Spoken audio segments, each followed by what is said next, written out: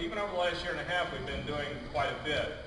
Since 2008, I don't have this slide up here, we've had over $600 million worth of commercial property built in Georgetown, creating at least and retaining at least 2,000 new jobs in the medical area, data centers, manufacturing. It's really been a pretty good run even through the middle of the recession. So what we're trying to do now is really focus on our downtown area, because all of us love downtown, and it just is a good place to feel good. I mean, look, people come here and just hang out, and it's a good thing to do.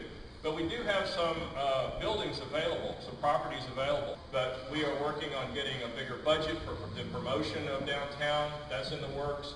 We have a very specific initiative, and John Marler will address that in just a second, called the Winery Initiative. We've been thinking that, you know, the downtown area, if we could build a cluster of 6 or 8 wineries in this area, that would be an attractor or a tourist destination, which is something that we think we need to be able to brand downtown, not just as a historic downtown, but, you know, what do you do when you get there?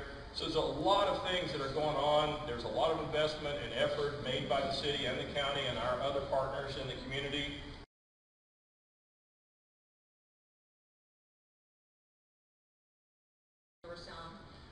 And then we also have just kicked off our Best of Georgetown contest. It's not a new idea, but it's a fun way to get people to talk about what their recommendations are of the best in Georgetown. We're going to make the announcement of who our top winners are in each of the categories at our first Friday event in November. We're actually going to print some extra sheets that we can hand out in our Visitor Information Center. Hopefully in a year I'll be able to welcome you to the Texas Authentic Wine Center of Texas. We started an initiative when I got on the Economic Development Advisory Board, started researching it to find out what would help the city's economics the most, and one was wineries.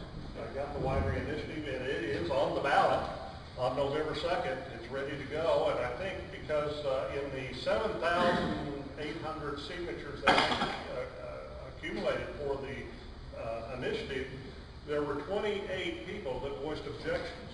Sitting down with all 28, we converted 18 of those. So out of all those people, 10 people voiced an objection. So that gives you some idea of the support that's here.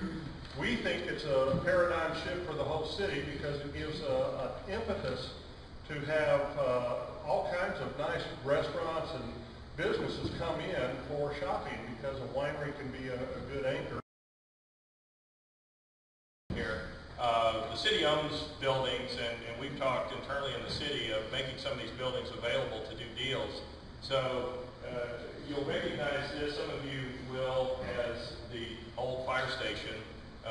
To the left is the historic part of it, but it turned out that on the right side, it turned out to be a spec building for a winery. And I guess nobody knew that when we started, because it's not built out inside. It's got drains in the floor, concrete floor. It really is just about the right size. So we have done quite a bit of work to get this to the point where a winery can go into our fire station. We've actually teed up $550,000 through our 4A board that John Marler sits on. It's an incentive that we can use to build out the building, and an incentive that we will be able to use to help a winery purchase equipment so that they can go in there. So this is something that we as a city have control over and can do a deal with, and we absolutely intend to do that. So this is teed up. This is what it will look like. We've gone through the HARC process, the Historic and Architectural Review part. And that's something that wasn't said lightly when Shelley said talk with Robbie Weiler early. It's very important to do that if you do things in the downtown area, because it is a historic area. It does take a little bit longer. There are rules and there are guidelines, but if you will follow those rules and you will follow those guidelines, you can get there with this very helpful city staff that you see before you. They really do want to make it work, and they try very hard. But this is what has now been approved. This is what the winery will look like. So if somebody comes and says, well, we want it to look Tuscany, we'll go, no, it's going to look like this right here. So this is, you can see now what our winery is going to look like. And it's going to be cool. And I have a feeling we are going to land one. My name's Roger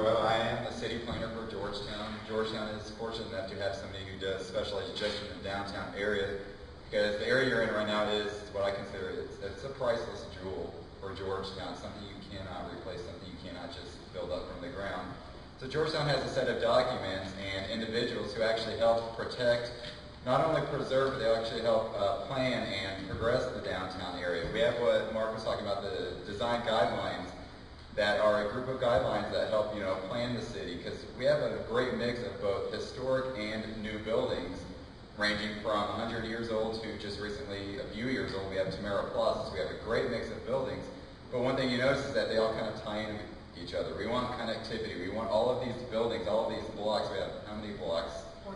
40-something blocks in our downtown area. Not all of that is historic. So when you have a lot of these newer projects coming in, we want them all the time because we want our downtown to look great. One thing that we do have that is fortunate is we have a courthouse view protection, which is if you drive along I-35, you're always going to see that dome because we do have a protection corridor. And that's all tied into our ordinances, our downtown master plan, and our guidelines. Back here, but the first building, since we're all here already, let me ask Ken Porek to say a few words about this beautiful building that they have refurbished and done such a beautiful job. Ken? I appreciate it. Thank everybody for coming out. We just basically have completed the two buildings. We have a tenant moving in next door. This one is finished other than for the floors. We're waiting on the tenant rather than because we are set up with new air, new power, new plumbing, including grease trap installation, so we can handle a restaurant. If they come in, this building is just under 3,000 square feet. We have alley access, large doors, and we're set up, of course, with the automatic openers and so forth, so we are accessible both times of the year.